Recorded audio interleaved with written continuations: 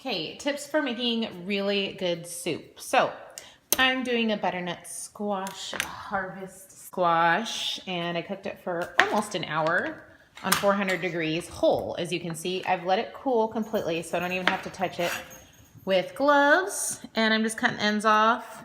And then I cut down the middle. In the middle, it's not like perfectly cooked, but that's okay. So I'm gonna go ahead and just scoop the seeds out and get rid of those. This beast like here, let me tell you how much easier it is to peel when it's cooked and cooled. 100 times easier. And you don't lose any of the flesh and you're not killing yourself. So this is just cooked and cooled. I probably let it cool for an hour. Pretty much cooked. You see, it's like not perfectly cooked. That works. Up in cubes. And then what we're gonna do is take our hot pan. We're gonna take our hot pan, it's heated on 7 right now, out of, I think this goes up to 11. Coconut oil. We're gonna take our refined coconut oil.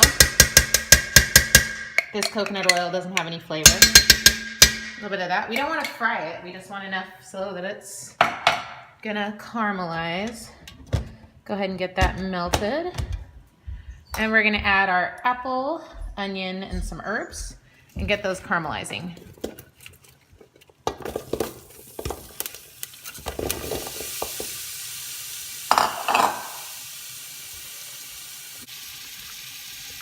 The trick to excellent soup is getting your veggies caramelized and getting the brown bits at the bottom of the pan. If you do not do this, you will not get a yummy developed flavor in your soup and your soup will taste bland. And I think that's what so many people do wrong. See, we've been going for a couple of minutes.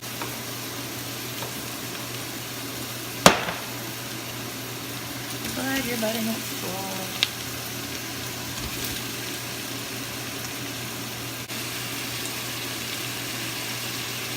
Little brown bits, but we need more. So you might need to let this go even for 10-15 minutes. You want to see, I know it sounds silly, but it makes all the difference in the world. The onions are getting soft.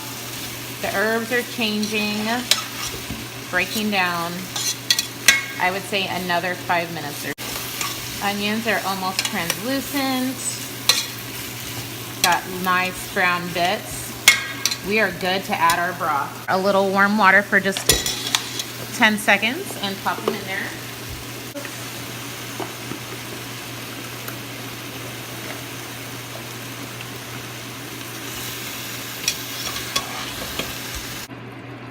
That's gonna melt and scrape those bits up.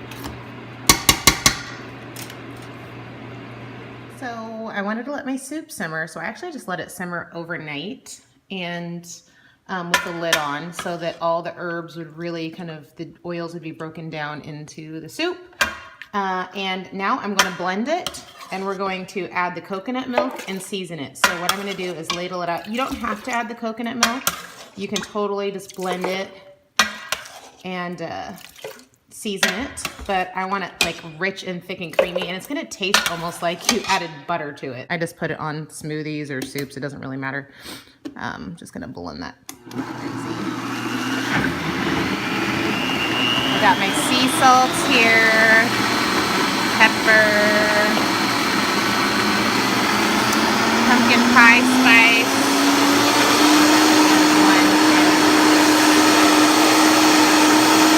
Then I'm going to add coconut milk.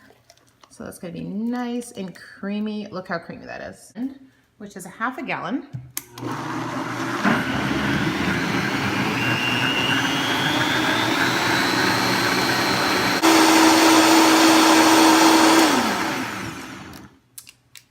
I actually leave a tiny bit of texture in it just so it's not like baby food, but trust me, people love a good creamy soup in the fall. So that's the rest of my blended soup. Even the herbs are just totally disintegrated, so you don't have to worry about your kids being like, what are these little green things? It's beautiful.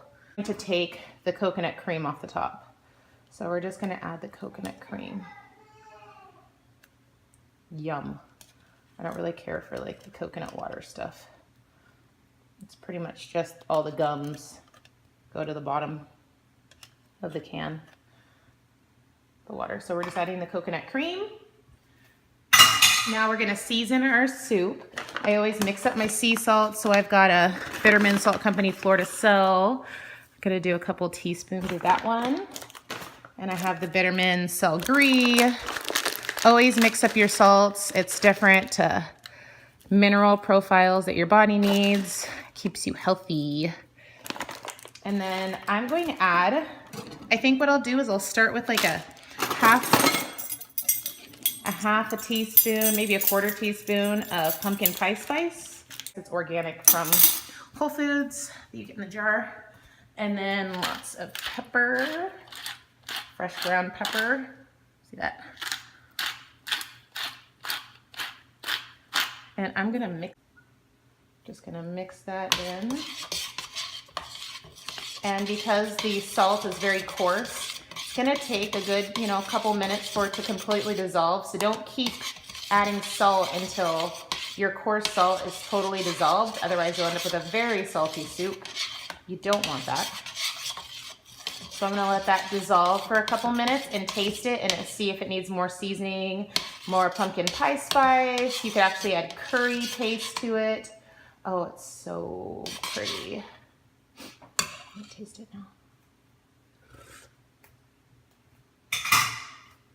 I think it needs more salt, but I'm gonna let it reduce a little bit and wait a little bit longer, but it's awesome.